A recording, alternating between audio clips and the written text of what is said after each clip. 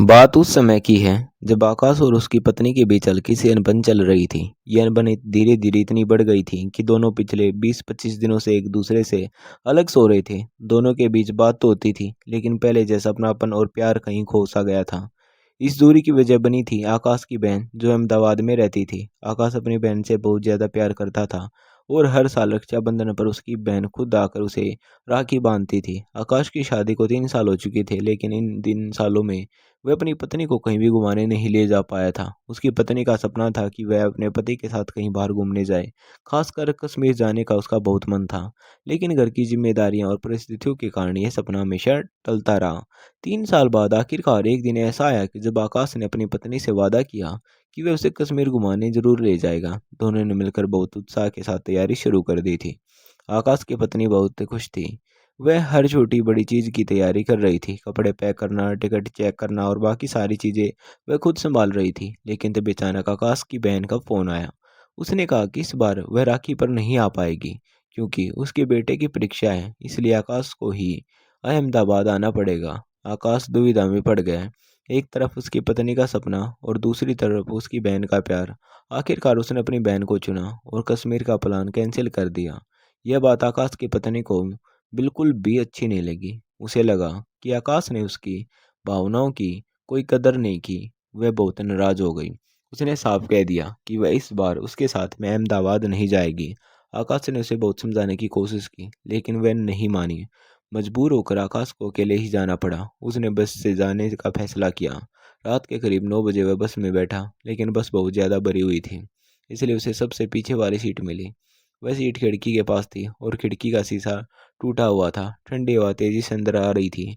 इसी वजह से कोई भी वहां बैठना नहीं चाहता था, लेकिन आकाश के पास कोई और विकल्प नहीं था। उसे वहीं बैठना पड़ा। सफ़र के लिए निकलते वक्त उसने कोई कंबल या गर्म कपड़ा भी नहीं लिया था, क्योंकि पहले जब भी वह कहीं जाता था उसकी पत्नी ही उसकी सारी तैयारी कर देती थी। लेकिन इस बार वह नाराज़ थी, इसलिए आकाश ने खुद ही जल्दबाजी में पैकिंग की और कई ज़रूरी चीज़ें भूल गया।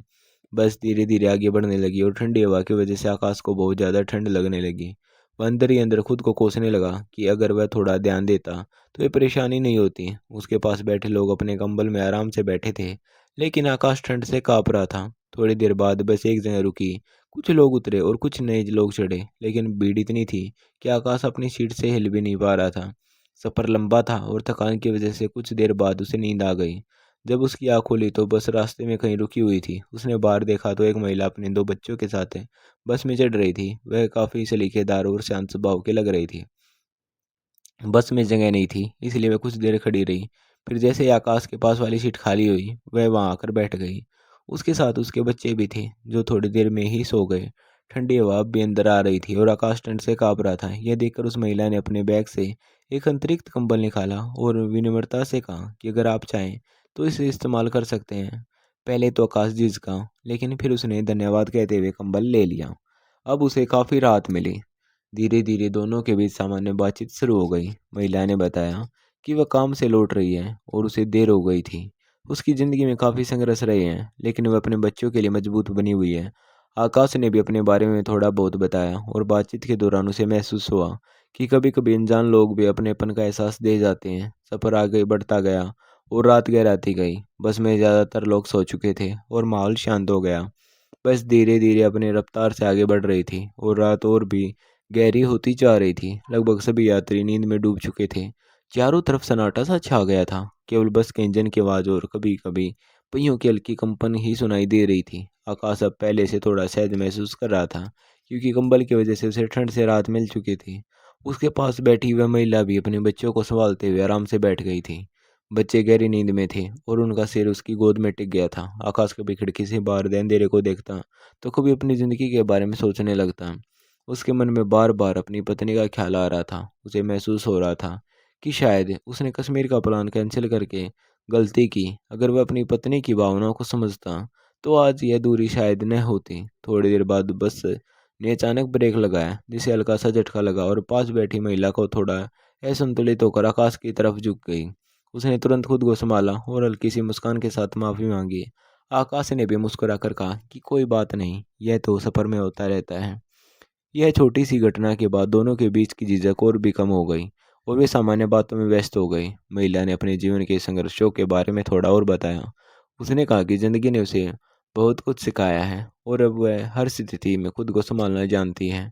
आकाश उसकी बातों को ध्यान से सुन रहा था। उसे लग रहा था कि सामने बैठी यह महिला बहुत समझदार और मजबूत है। धीरे धीरे समय बीतता गया और बसें एक सुनसान इलाके से गुजरने लगी, जहाँ चारों तरफ घना अंधेरा था और बीच बीच में पेड़ों की परछाइयाँ दिखाई दे रही थी। इसी बीच महिला ने कहा कि उसकी मंजिल अब ज्यादा दूर नहीं है और वह अगले कुछ समय में उतर जाएगी। ये सुनकर आकाश ने सिर हिलाया, लेकिन उसके मन में हल्की सी उदासी भी हुई, क्योंकि सफर के दौरान उसे एक अच्छा साथ मिल गया था। कुछ देर बाद बस एक सुनसान से स्थान पर रुकी, जहाँ ज्यादा रोशनी भी नहीं थी। ड्राइवर ने बताया कि कुछ यात्री यहाँ उतरेंगे। महिला ने अपने बच्चे को धीरे से जगाया और उन्हें संभालते हुए खड़ी हो गई।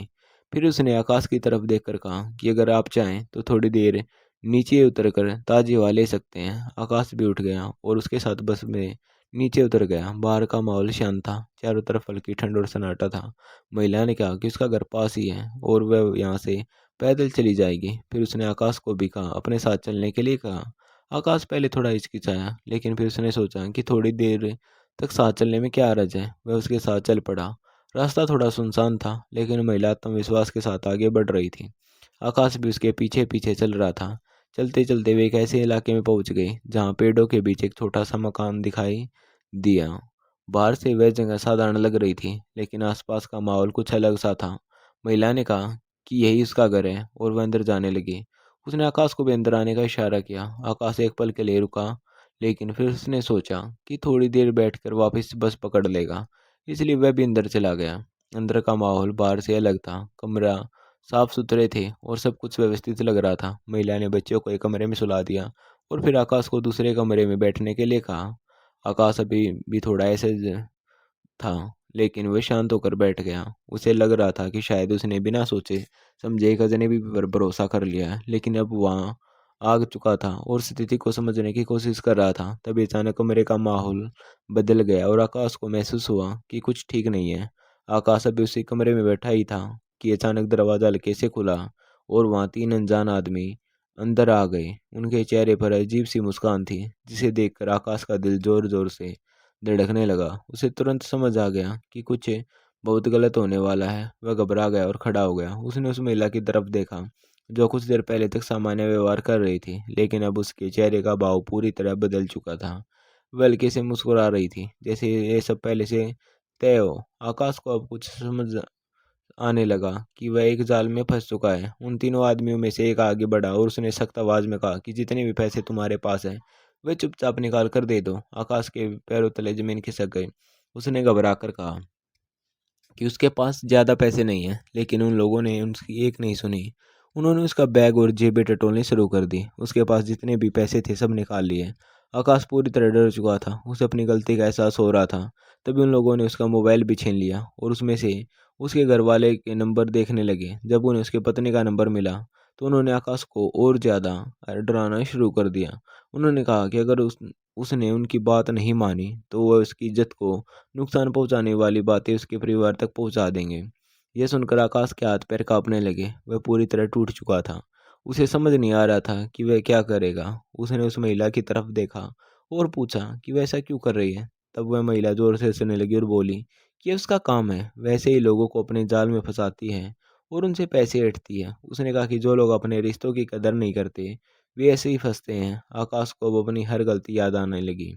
उसे अपनी पत्नी की नाराजगी भी याद आई और यह भी समझ आ गया कि उसने कितना बड़ा जोखिम उठा लिया है। उन लोगों ने आकाश से कहा कि अभी उसके पास जो पैसे हैं वह तो उन्होंने ले लिए हैं, लेकिन उन्हें और पैसे चाहिए। इसके लिए उससे उनके साथ पास के एटीएम तक जाना होगा। आकाश के पास कोई और रास्ता नहीं था। वह उनके साथ जाने को मजबूर हो गया। वे लोग उसे लेकर सुनसान रास्ते से बाहर आए और थोड़ी दूर पर एक एटीएम मशीन थी। वहां पहुंचकर उन्होंने आकाश से पैसे निकलाने को कहा। आकाश ने कांपते हाथों से अपना कार्ड इस्तेमाल किया और जितनी भी रकम निकाल सकता था निकाल कर उन्हें दे दी। उसके बाद उन्होंने उसे चेतावनी दी, अगर उसने किसी को इस बारे में बताया तो उसके लिए ठीक नहीं होगा। फिर वे लोग वहां से चले गए। आकाश वहीं खड़ा रह गया। उसका दिमाग शून्य हो चुका था। उसे समझ नहीं आ रहा था कि वह इस स्थिति में कैसे आ गया। धीरे धीरे उसने खुद को संभाला और वहां से निकल कर वापिस मुख्य सड़क की ओर चल पड़ा। उसके मन में डर, पछतावा और शर्म सब एक साथ उमड़ रहे थे। उसे लग रहा था कि उसने अपनी एक छोटी-सी कमज़ोरी की वजह से बहुत बड़ी मुसीबत मोल ले ली। आकाश किसी तरह खुद को सँभालते हुए मुख्य सड़क तक पहुँचा।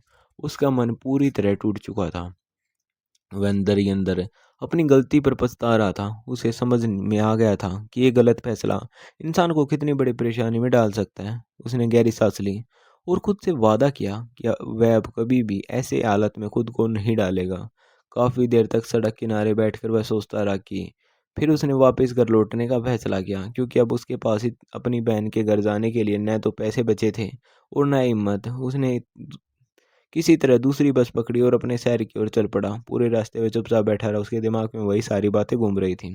उसे अपनी पत्नी की याद आ रही थी और ये एहसास हो रहा था कि असली सुकून और भरोसा अपने ही रिश्तों में होता है। घर पहुंचकर उसने सबसे पहले अपनी पत्नी को देखा। उसकी पत्नी अभी भी उससे नाराज थी, लेकिन जैसे उसने आकाश को देखा, उस हालत में देखा, तो उसका गुस्सा धीरे धीरे कम हो गया। आकाश ने बिना देर किए अपनी पत्नी से माफ़ी मांगी। उसने कहा कि उसने उसकी भावनाओं को समझने में गलती की और आगे से वह कभी ऐसा नहीं करेगा।